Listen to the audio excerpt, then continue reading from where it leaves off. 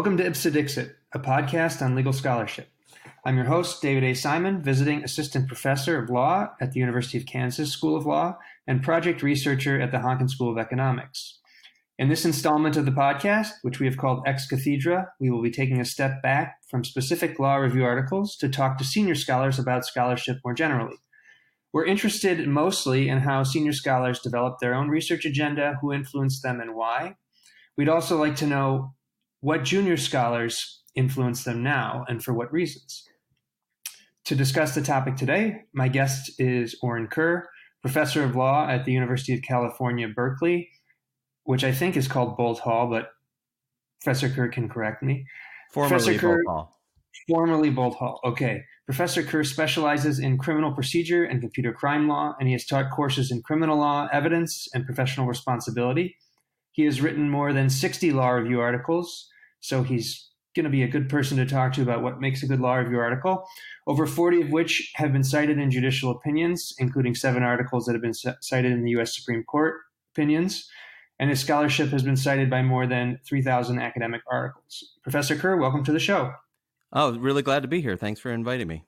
The first thing we'd like to ask you about, maybe you could say something about how you developed your initial interests in computer crime law and how you went about drawing inspiration from practice or from other academics to develop your ideas. Sure. So my experience was a little bit unusual. I graduated from law school in 1997, clerked for a Third Circuit judge for a year, and then was in the honors program at the Justice Department, hired into the computer crime section. So this was sort of very early internet boom age. And I was the 17th lawyer hired into the computer crime section. And there were all sorts of really big questions that we were grappling with about how the law should evolve and how should we be thinking about the law, we being at the time the Justice Department, and more broadly, how should the courts be thinking about it? And I was tasked very early on with writing what amounted to a treatise on the law of computer crime investigations, which a topic I knew nothing about when I started. So I spent a lot of time thinking about like how are these laws going to evolve, and what are the big technological developments that are going to change the law, and how should the law respond to those technological developments? And that ended up being hugely helpful for me. I ended up basically thinking so much about that set of issues that it became my research agenda when I decided to teach, to go on the teaching market. So I was at the Justice Department for 3 years. And so I was practicing for 2 years. And then the third year I was on the market while also practicing. And I originally planned to go on the teaching market doing patent law and administrative law. And as I was thinking through kind of what the issues I was interested in, I ended up sort of more or less dropping that in favor of the computer crime, criminal procedure issues, because they just seemed so interesting and so few people had worked in this area. It was really kind of a blank slate. So I jumped into that and kind of made that my area, mostly because I'd had early exposure to it. It seemed interesting and other people were not writing about it.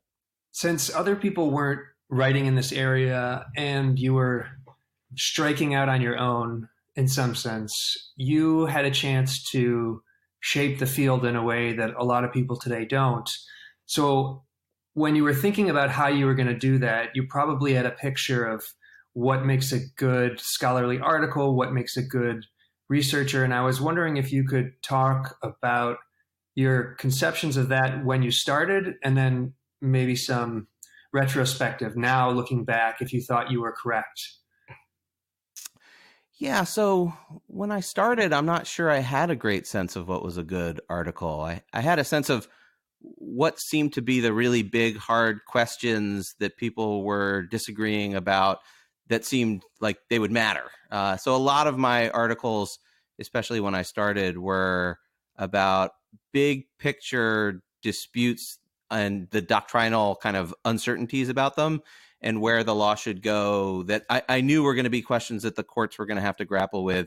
Maybe there were a few district court opinions at the time, and I could just imagine, in 20 years, this will be a Supreme Court decision. What should the Supreme Court do? So it was sort of big questions of law. How should the Fourth Amendment apply to email? How should the electronic surveillance statutes work? What should the Computer Fraud and Abuse Act mean? That you could sort of see the beginnings of these uncertainties. And so a lot of what I was trying to do is predict, okay, what are going to be the big questions in 10 or 20 years, stake out that claim, stake out that issue, explain what the choices were, and offer a normative view of what I thought kind of ultimately the courts, or in some cases legislatures, should do. So that was the idea when I was writing them, as sort of like almost covering land, sort of like discovering certain legal territory and describing the legal territory and then offering a take on it. In retrospect, I think, to the extent what I did, the parts of it that worked was the novelty of what I was doing, in that I was able to find new issues that had not been written about. And I think that can be helpful because just the description of what the problem is becomes helpful to people, no matter what your normative take is. Just the description, like, hey, here's this new problem that's coming around the corner and it's going to be really important, and here are the choices, here are the different ways courts might approach it, and here's here's where the precedents are, and here's where the law might go. That in itself, I think, becomes valuable. And I think the weaker parts of what I was doing was, at least initially, I don't think I had a really sort of strong normative theory that I was working from. It was more like, here's this cool set of issues. I would kind of write the descriptive part, and then the normative part would kind of be like, oh yeah, I guess I need to come up with my own answer to this.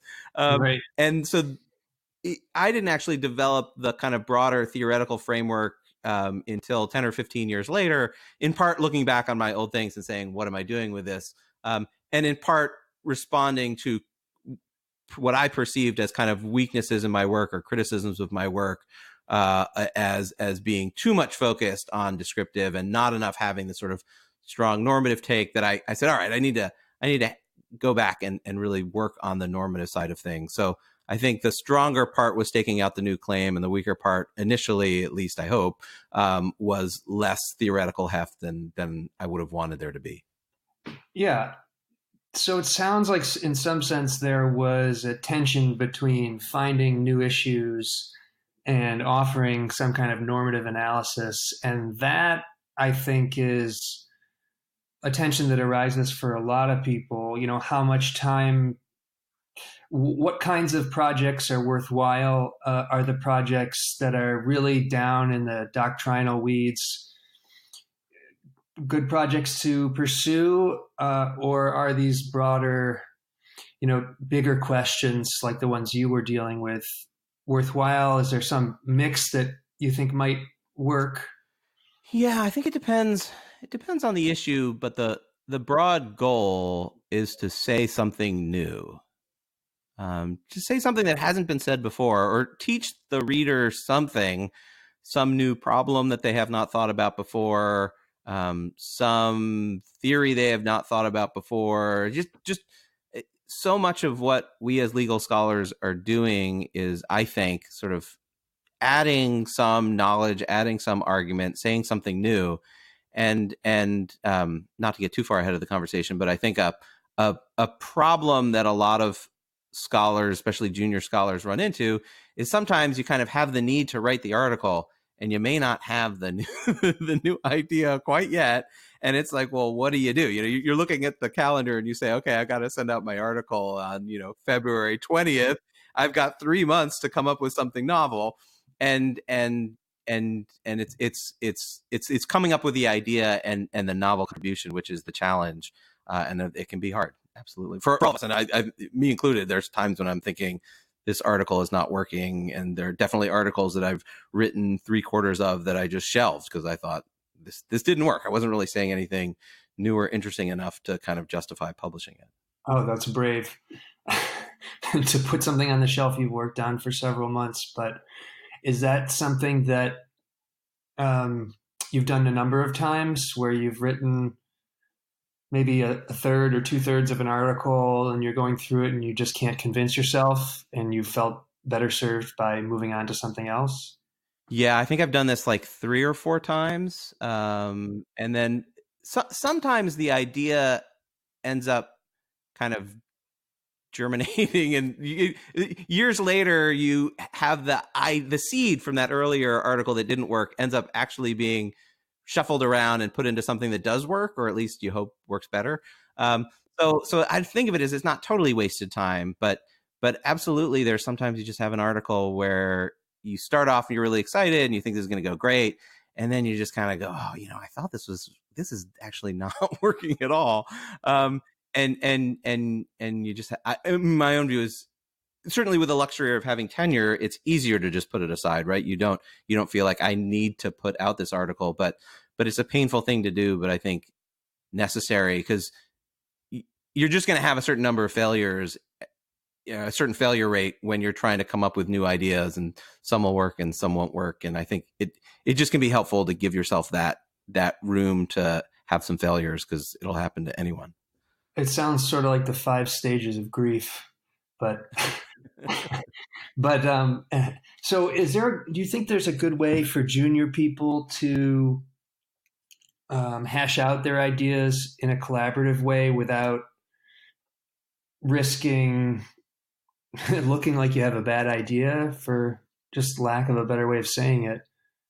Yeah. So, one approach that I've seen some people try that I think can work is, instead of just saying, all right, I need one big idea, what's my one big idea, and working on one article, really try to have 4 or 5 different articles that you think are possible things, and sketch them out, like a 2-page, 3-page, 4-page, 5-page version, and then talk to people about them and see which one of them seem the most promising. Because it may be something that happens a lot is when you're starting off, I think, is you've come across an idea and you think, oh, this is going to be great. And then it turns out it's actually pretty similar to what some other people have said. And you don't want to waste the time, invested in developing this argument that turns out is actually not as novel as you thought. And so getting that early feedback on a sort of 5-page draft or 5-page sketch of an article can be helpful. And then it may be one that, one turns into a real promising idea, and then you're off and running with that, but you haven't invested that much time at the beginning. Are there ways that people who are either unaffiliated with an academic institution or thinking about writing their first article, are there ways that they could reach out to faculty to do this in a tasteful and appropriate way? Yes. So, imagine you've graduated from law school and you're thinking someday you want to become a law professor, and you want your 1 or 2 pre-VAP articles, and you don't really know anyone. Let's say you're writing in an area where there are 3 or 4 major scholars who are in that area. Yeah, you'll probably have pretty good luck if you send an email to 1 or 2 of them, or maybe even all of them, individually, of course, saying, "Dear professor, I'm really interested in this. I've been writing this draft. I'm kind of stuck on this issue, or I'm curious about feedback. I know you're super busy, but would you have any ability to just very quickly offer some feedback?" And usually you don't want to attach the draft, because that's kind of considered a little bit presumptuous if you don't know them. But then they'll say, sure, send me the draft. I'm not sure I'll have time, but I'll try. And then you hope that they'll take a look at it and offer some feedback. And usually my sense is that, it's relatively uncommon to get somebody to do the full, I spent 10 hours reading this and offering a full set of comments. Sometimes that'll happen. But you don't really need that if you're just starting off. You need that kind of 10-minute, 20-minute, here's my rough sense feedback, because coming from somebody senior, that'll just help you so much, because that you're sort of tapping into their whole knowledge base by doing that. And so that might work. You might get some feedback that way. And I think anyone from law school, former law school professor who might be a mentor, or someone you took some classes from, you never quite know who might be willing to help out. I know in my case, I've offered on Twitter, and I'll offer it again on this podcast. Anybody interested in the kind of areas that I'm in, Fourth Amendment law or computer crime law, who wants to bat around draft ideas, I'd be happy to offer feedback on ideas, just as a preliminary kind of, maybe something has been written about, maybe something hasn't, maybe it's promising, maybe it's not. And I'll just offer feedback to kind of help guide people, because I realize that it's that starting out part that's the hardest. Once people have a network of mentors, or once they are connected into a VAP program or something like that, there's a group of people to rely on. But it's the scariest part is, what do you do when it's just you? And so, try a couple ideas and write them up and see how it goes and seek feedback. And you never quite know what you'll find. Yeah, I think you might be eating your words after you get like 300 emails. I'm happy to. In fact, I've posted this on Twitter a couple times, and I've received very few responses, to be totally honest. So I want more responses than I'm getting. So please. Okay, well, hopefully you'll get a few more after today. I wonder if we could talk a little bit more about the qualities that certain articles have that you find attractive. So, what, if anything, do you look for when you're reading scholarship? When you see someone's name you don't know and you start reading, what makes it intriguing, and then what sustains your interest as you move forward? I think novelty is the single biggest thing that you look for. I mean, something new, because there's so much scholarship out there, right? There's so many articles, and the rule of anything, whether it's books or magazines or anything, is that most stuff is sort of repetitive of other stuff, and what stands out is something that's different, that's either a new approach or a new insight, and something that you look at and you go, aha, here was this big question people have been wondering about, and this person came up with an answer, or a new answer, an empirical study that provides some answers, or a new framework of thinking about it, or something that's just fresh and different. It makes you go, oh wow, that's something new, and I'm going to remember that, and I'm going to think about that, and I have to kind of ponder how this fits into my worldview, and it's the novelty, I think, which is the hardest part. And in part, I think what's challenging is the way a lot of people, especially at the beginning, come up with article ideas is, let's say they care a lot about a certain body of law. They went to law school and they took, I don't know, let's say it's criminal law. They took criminal law and they were really passionate about a certain doctrine. They're passionate about the death penalty or something. So they want to write about the death penalty because they're passionate about it. And then they say, well, what can I say about the death penalty? And then they sort of follow I really care about ending the death penalty. I'll write a piece about ending the death penalty. And it's great to follow your passions, but you also have to think about what's new and what hasn't been said. And so too often I think people sort of end up writing articles that restate other articles. And there's kind of a common problem of especially junior articles that are kind of saying what people have been saying, but restate it and have all these grand claims of novelty.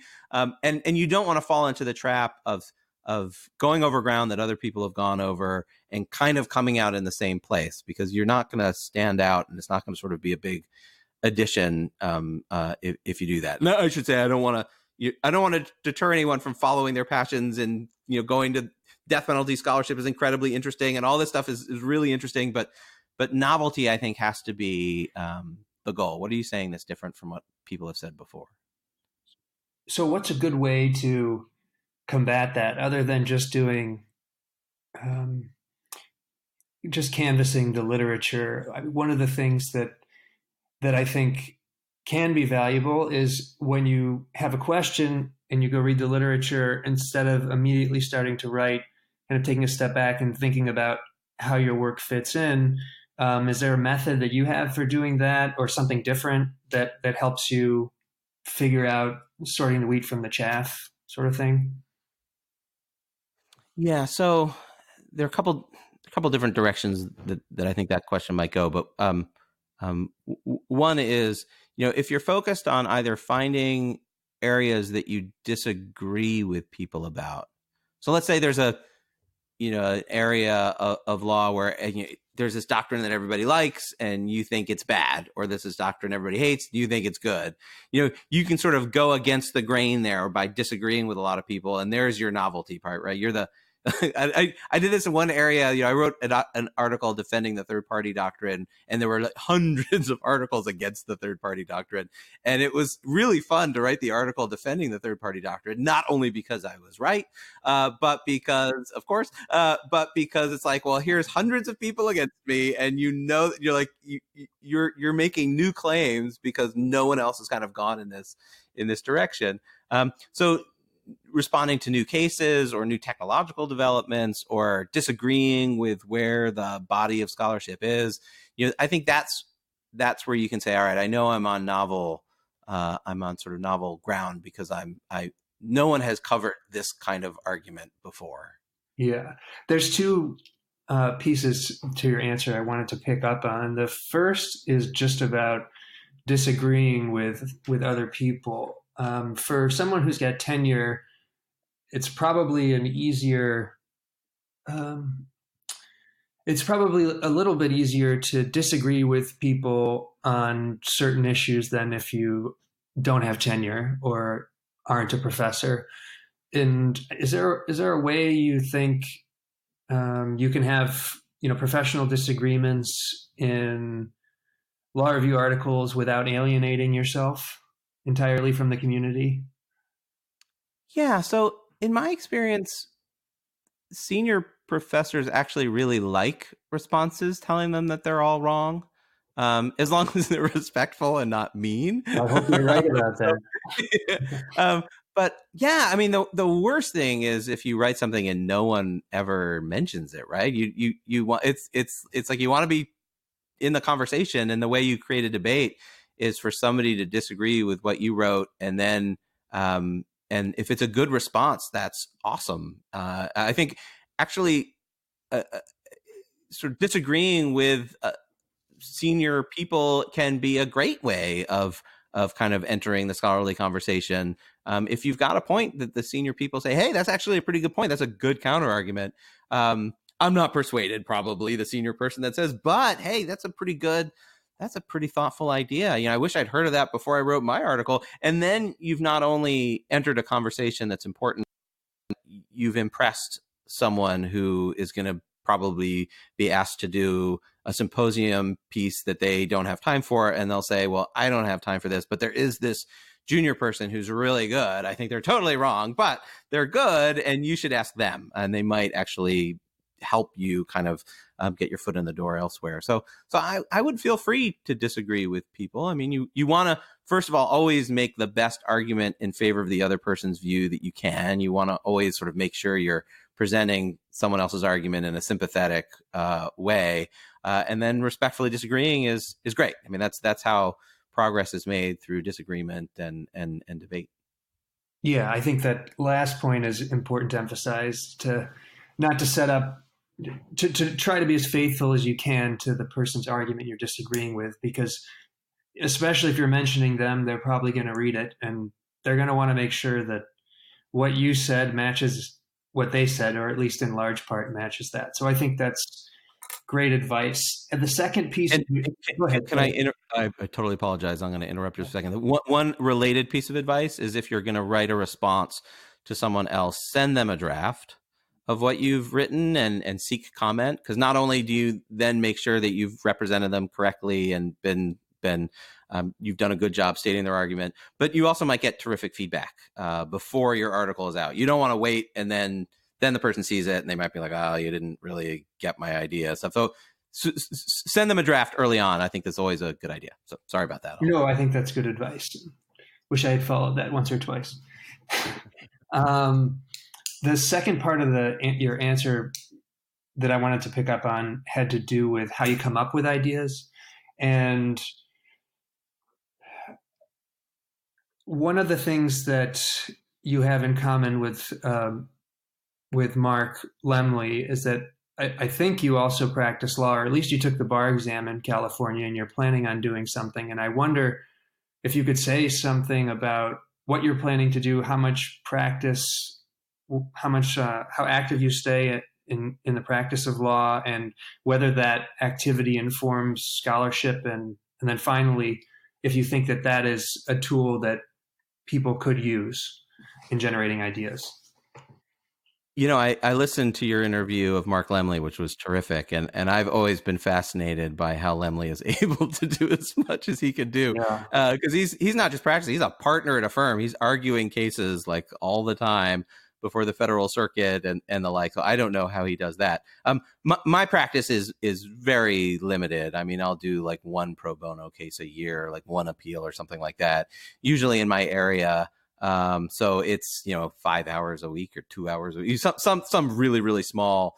And there were months where I'm not doing any of the practice stuff, but I find it really helpful. I find practice experience helpful in the criminal law area, in particular, criminal procedure area, for two reasons. One is just having a sense of what the facts really are in these cases, I think, is really helpful. And delving into a case and talking to people about what's happening in these cases, just to get a sense of the current reality, is just like really, really useful. And then also just remembering how judges think about the world, to the extent you're writing on public law. It can be easy, and I should say this is really about a specific area of academia which is engaged with what courts are doing, which is kind of the corner that I'm in, and some group of scholars are and others are not. And so this is a very partial piece of advice. But for those that are writing about what courts do and thinking about what courts do, I think some involvement in litigation can be hugely helpful, just to remember who judges are and how they think about the world, because otherwise it can get kind of abstract. It just makes it more real and more likely to have impact if it's connected to the world. And the flip side of that is, I think there are dangers of practicing that at least what I found is, when I litigate a case and have to take some view in litigation, once I'm bought into that, I find it incredibly hard to write scholarship about it, because I've already in my mind sort of have an advocate's mentality about that question. Mm-hmm. So I find it doable to go from scholarly writing about a topic, which is, you're looking for the best answer and you're thinking sort of globally about this problem. And then I can do litigation where I'm taking a position in it, but I can't go the other way around, or at least I don't think I do well when I try to go the other way. I wonder if we could wrap up with a question that maybe not everybody will ask when they're a junior person, but my previous interview with June Carbone, she mentioned something about finding your research area. At the beginning of her career, she said, I was writing articles in one area, criminal law, and then I was writing in property, and I was writing in evidence, and that was difficult. So I wonder if you could say something about developing a research profile, and for someone who maybe has written an article or 2 or 3 or 5 in one area and is thinking about branching into another area, what might be a good way to make that transition? Yeah. So I think you should let yourself have many interests and see what ends up being the most productive. It's what's tricky in answering this question is it kind of depends on what stage you're at. So if you're a VAP, there might be a different answer than if you're an assistant professor, and that might be a different answer than if you're just recently tenured, in terms of like when is the right time to just jump into something new. But the way at least I think about it is, when you're just starting out and you're trying lots of different areas, feel free to try different ideas and not try to only write on one topic. And then there's kind of a window of time when you want to kind of write on one topic, like pre-tenure, and then you're tenured, and then you can kind of go back to doing whatever you wanted. But I think the way to do it is just to try. You see what's of interest to you, and you say, hey, there's this really cool issue that I'm interested in, and let me read up on it, and let me try my hand at writing an article on it. And sometimes it writes, sometimes it doesn't. But I think you get into an area by virtue of interest or experience, or you just decide that's kind of something significant and you want to poke around and see what's out there. And I think you just devote the time and see if anything comes of it. And I should add that I've had times when I've tried different areas.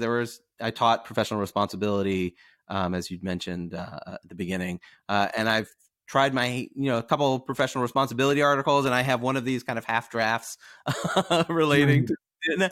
I don't know if I'll ever publish it. Maybe it'll work, maybe it won't. I haven't taught the class since then, so maybe it's just something that I dabbled in, and I'll go back to what I normally do instead. But I think if you have the time and the interest, you try it out and you see if it writes, and sometimes you hit on something where you go, this is great. And sometimes you say, well, this was a fun experiment, but it's probably not something I'm going to stick with. And then you go back to what you were doing. You have to give yourself room to fail, because the nature of legal scholarship is you'll try a lot of things. Some will work and some won't. Right. There's actually one question I wanted to broach with you that I haven't asked anybody else yet, but I will in future interviews. And that is, how do you think younger scholars should go about developing a teaching profile, a teaching personality, and improving their teaching? And when you say a teaching personality, you mean like in-class persona, or like? Yeah, this is hard. Some of it is going to be trial and error, probably.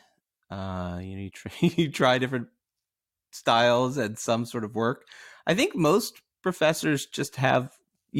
This is like, the advice you get from your parents in 5th grade when you're going into 5th grade. Be yourself. The other kids will like you. You kind of have to ultimately be yourself. Before I started teaching at GW, I remember I sat in on a class taught by Paul Butler, a criminal law professor, then at GW, now at Georgetown. And I thought, let me learn how to teach at GW. And his style was this very Socratic, very imposing style. And I looked at that and I said, there's no way I can pull that off. That is so not me. And I think you have to ultimately find a style that's who you are and the way you think about things. And if you're true to that and you're thinking about how students are learning, and requesting feedback, I think, is incredibly helpful, especially at the beginning, like mid-semester feedback. Ask students what's working, what's not working, and course correct based on that. It's a little bit like teaching in that you maybe try different styles and you see what works, and you give yourself opportunities to try it out, and you'll have to improve and make adjustments. And it's just the nature of learning any practice, and also true with teaching. I think it's actually a really hard question to ask. I'll have to think more about that one. It's also like other advice your parents gave you in 5th grade: practice, practice, practice. Practice makes perfect. Also right? True. Also true. All right, Orin, thanks so much for coming on the show. We really had a good time talking with you, and we hope to speak to you again soon. Sounds great. Big fan of the podcast. Okay, thanks.